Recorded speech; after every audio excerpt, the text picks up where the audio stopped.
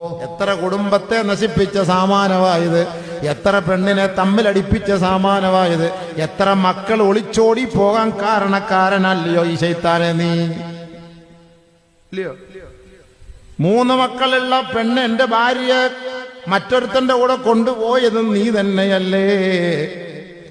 എന്റെ ഇക്കായ അവളിൽ നിന്ന് അടിച്ചു മാറ്റിച്ചത് നീ തന്നെയല്ലേ? എന്താ അല്ലേ? എന്താ ചിരിക്കുന്ന സംഭവം അല്ലേപ്പാ? അല്ലേ? ആ എന്തെല്ലാം പിത്തിനാട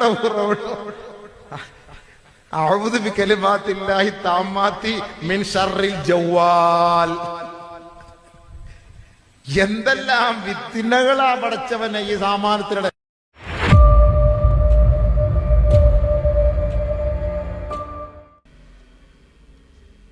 അസ്സലാമു അലൈക്കും വറഹ്മത്തുള്ളാഹി. പ്രിയമുള്ള സഹോദരന്മാരെ, അതുപോലെ പണ്ഡിതന്മാരെ, കുട്ടികളെ, സ്ത്രീകളെ, എല്ലാവരും ഈ മൊബൈലിൻ്റെ കാലമാണ്. മൊബൈൽ ഫോണിനെ പറ്റി ഉസ്താദന്മാർ പറയുന്നത് ആദ്യം ഒരു ക്ലിപ്പ് നിങ്ങൾ കേട്ടു. ഇനി പറയുന്ന 2-3 പണ്ഡിതന്മാർ പറയുന്നത് അവരുടെ അഭിപ്രായം, അവരുടെ നസീഹത്ത് നമ്മൾ ആദ്യമായി കേൾക്കാം, പിന്നെ സംസാരിക്കാം ഇൻഷാ അല്ലാഹ്. ആകെ ഫോണൊക്കെ എന്ന് പറഞ്ഞാൽ ഇജാതി ഒന്നും ഉണ്ടായാലും മതി, ഇതിൻ്റെ അപ്പുറം വേറൊരു ആവശ്യമില്ല. ഇതിനേക്കാൾ വലുതുണ്ടായിക്കാണെങ്കിൽ സമയമൊന്നും ഇടും. എനിക്ക് ഇബാദത്തിന് സമയം കിട്ടൂല, എനിക്ക് ഖുർആൻ ഓതാൻ സമയം കിട്ടൂല, എനിക്ക് നല്ല എന്തെങ്കിലും ചെയ്യാൻ സമയം കിട്ടൂല. ഇത് ഈ കാണുന്നതൊക്കെ ഇത് നല്ലതായി മനസ്സിലാക്കും. അപ്പോൾ ഇത് ഈ വലിയ സാധനം കൊണ്ടു നടക്കാതിരിക്കുകയാണ് നല്ലത്. മനസ്സിലായി? കൊണ്ടു നടക്കണമല്ലോ കൊണ്ടു നടന്നു, അതാ കൊണ്ടു നടക്കണ്ടല്ലെന്നാ പറഞ്ഞത്. കൊണ്ടു നടന്നാൽ പിന്നെ അതുമായിട്ട് മെനക്കെടും, അതിനായിട്ടായിരിക്കും നമ്മളെ സമയം മുഴുവൻ. അപ്പോൾ നന്മയൊന്നും ഇവിടെ ചെയ്യാൻ കഴിയില്ല, ഒരു നന്മയും ചെയ്യാൻ കഴിയില്ല. നീ നന്മ ചെയ്യുകയാണെങ്കിലും മനസ്സിലാക്കി ചെയ്യണമെന്നല്ലേ ഈ കറുപ്പത്തേൻ്റെ മറ്റേ നോക്കി കാണണം എന്നാണ് ഈ കറുപ്പ്. നിൽക്കരിച്ചുമ്പോഴൊരു സുഖം ഉണ്ടാവില്ല, ഇഖ്ലാസോട് കൂടി ഇക്കരിച്ചാൽ കഴിയൂല, നല്ല ഈയത്തോടുകൂടി ഇക്കരിച്ചാൽ കഴിയൂല, ഒന്നും ഉണ്ടാവില്ല, ശ്രദ്ധ മുഴുവൻ വേറെ ഉള്ളിലായിരിക്കും.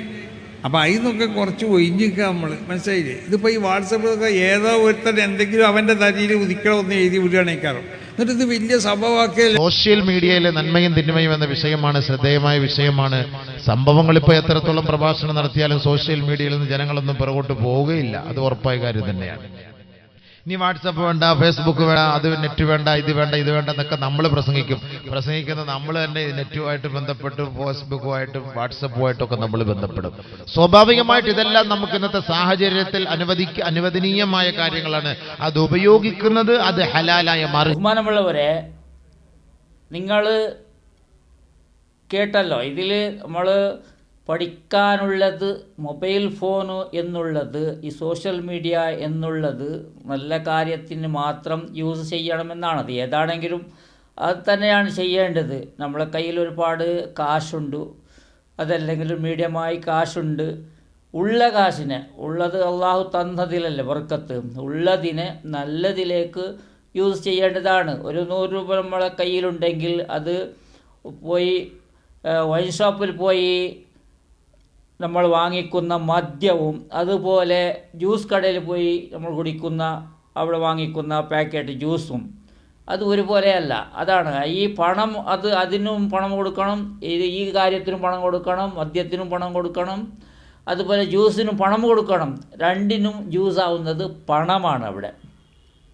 അപ്പോൾ ആ പണം യൂസ് ചെയ്യേണ്ടത് നല്ല രീതിയിലായിരിക്കണം, അത് ഹറാമിലേക്ക് പോകാത്ത രീതിയിൽ. അതുപോലെ ഈ മൊബൈൽ എന്ന് പറയുന്നത് അതിൽ ഒരുപാട് നമ്മൾ അത് സെർച്ച് ചെയ്തതുപോലെയാണ്, ഗൂഗിൾ യൂസ് ചെയ്തതുപോലെയാണ്. നമ്മൾ ചെയ്യുന്നത് നല്ല രീതി, നല്ല ചിന്തയോടുകൂടെ ചെയ്താൽ ഒരു ബുദ്ധിമുട്ടുമില്ല. അതിപ്പോൾ മൊബൈൽ എന്ന് പറഞ്ഞ് മൊബൈൽ കൊടുക്കരുത്, മൊബൈൽ നമ്മൾ യൂസ് ചെയ്യരുത് എന്ന് പറഞ്ഞ് കാര്യമില്ല. ഈ പറയുന്ന ഉസ്താദന്മാരും ഈ പറയുന്ന ഞാനും കേൾക്കുന്ന നിങ്ങളും എല്ലാവരും യൂസ് ചെയ്യുന്നു. ഇതുകൊണ്ട് ഈ മൊബൈൽ ഫോൺ കൊണ്ട് ഒരുപാട് ഫലങ്ങളാണുള്ളത്, ഒരുപാട് പ്രയോജനങ്ങളാണുള്ളത്, ഒരുപാട് പ്രയോജനങ്ങളുണ്ട്. ഒരുപാട് ആൾക്കാർക്ക് വരുമാനം ഉണ്ടാക്കാൻ കഴിഞ്ഞു, അത് പറഞ്ഞിട്ട് കാര്യമില്ല. ഒരുപാട് ഉദ്യോഗങ്ങൾ, പുതിയ പുതിയ സൃഷ്ടികളായി, പുതിയ ഉദ്യോഗങ്ങൾ, വരുമാനത്തിന് വേണ്ടി നിരുദ്യോഗികളായിരിക്കുന്ന എത്രയോ ആൾക്കാർ ഇതുകൊണ്ട് ഉദ്യോഗം സൃഷ്ടിച്ചു. അവർക്ക് അറിയുന്ന കാര്യത്തിനെ പറഞ്ഞു കൊടുക്കലും, അതുപോലെ അവരവർക്ക് ചെയ്യേണ്ട കാര്യങ്ങളും ചെയ്യുന്ന കാര്യങ്ങളെയും കാണിച്ചു കൊണ്ട് വരുമാനം കൈപ്പറ്റുകയാണ്. അത് വലിയൊരു കാര്യമാണ്. ഈ അവസാന കാലഘട്ടത്തിൽ നമുക്ക് ഇവിടെ ഉദ്യോഗം സൃഷ്ടിച്ച് തരുന്നവരാരുമില്ല. വെറുതെ രാഷ്ട്രീയക്കാർ പറയുന്നതല്ലാതെ പിന്നെ അല്പമെങ്കിലും ചെയ്യുന്നത് പ്രൈവറ്റുകാരാണ്. ഉദ്യോഗം സൃഷ്ടി എന്ന് പറയുന്നത് ഉദ്യോഗം. അവർ ഒരു ഫാക്ടറി തുടങ്ങിയാൽ ആയിരക്കണക്കിന് ആൾക്കാരാണ്. ഇവിടെ ബാംഗ്ലൂരിൽ നോക്കണം, അതുപോലെ ഡൽഹിയിലാണെങ്കിലും ഒരു വലിയ സ്റ്റേറ്റുകളിൽ അതിൻ്റെ തലസ്ഥാന ഭാഗത്താണ് ഫാക്ടറികൾ പ്രവർത്തിക്കുന്നത്. അവിടുന്ന് ആ ഫാക്ടറി വിട്ട് പുറത്തു വരുമ്പോഴാണ് നമ്മൾ നോക്കേണ്ടത് എത്ര ആൾക്കാരാണ് ജോലി ചെയ്യുന്നത്. അതാണ്.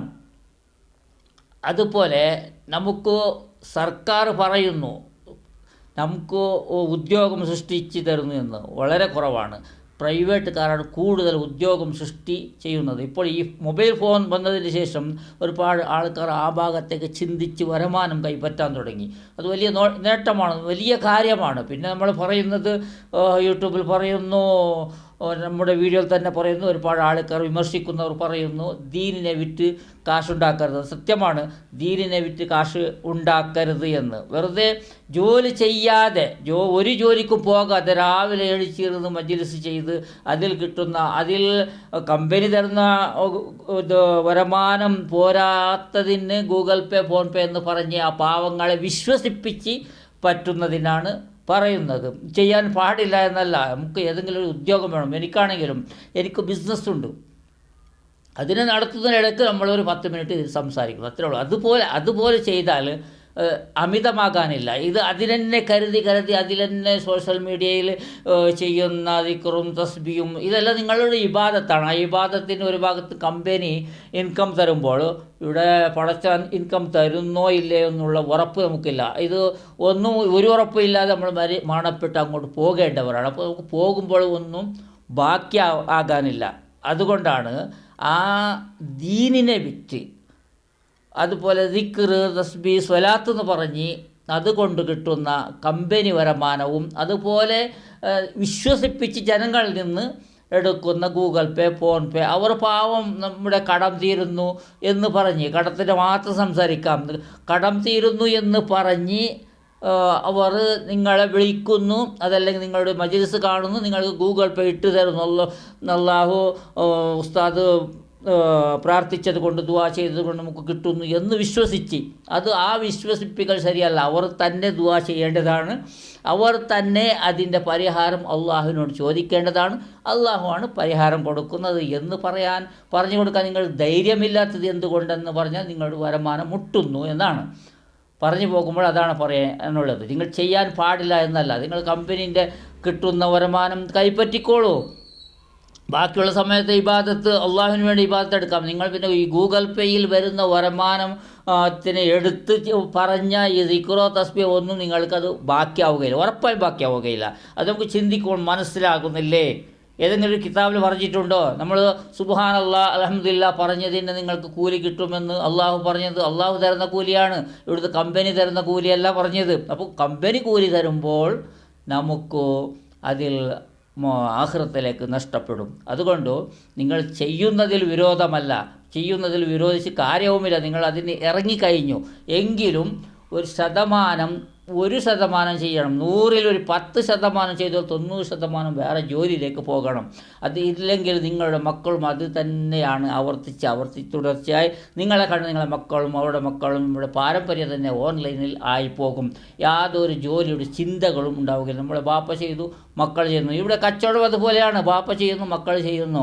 ഉസ്താദമാരായാലും അതല്ല, എൻ്റെ ബാപ്പ ഉസ്താദാണ്, എൻ്റെ ബലിബാപ്പ ഉസ്താദാണ്, അതുപോലെ ഞാനും ഉസ്താദാകുന്നു എന്ന് മക്കൾ 4 പേരുണ്ടെങ്കിൽ ഏതെങ്കിലും 1 2 അങ്ങനെ വരുന്നു. അത് നല്ലൊരു പരിപാടിയാണ്. അതുകൊണ്ട് ഈ സോഷ്യൽ മീഡിയ നിങ്ങൾ ഇത് തന്നെ പറഞ്ഞ് കാശുണ്ടാക്കി അവർക്ക് തെറ്റിച്ചാൽ അവരും സോഷ്യൽ മീഡിയയിലേക്ക് തന്നെ വന്ന് ഈ പണി തന്നെ അവർ ചെയ്യുമെന്നാണ് നമ്മുടെ ആക്ഷേപങ്ങളും വിമർശനങ്ങളും കൂടുതൽ വരുന്നത്.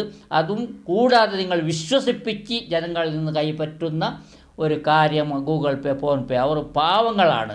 പണക്കാരിൽ നിന്ന് നേരിട്ട് പോയി ചോദിച്ചോ അതല്ലെങ്കിൽ ബന്ധപ്പെട്ടോ നിങ്ങൾ വാങ്ങിച്ചാലും വലിയ ദോഷമൊന്നുമില്ല. വളരെ ബുദ്ധിമുട്ടുള്ളവരാണ് നിങ്ങളോട് ഏൽപ്പിക്കുന്ന ദുആ ചെയ്യാൻ.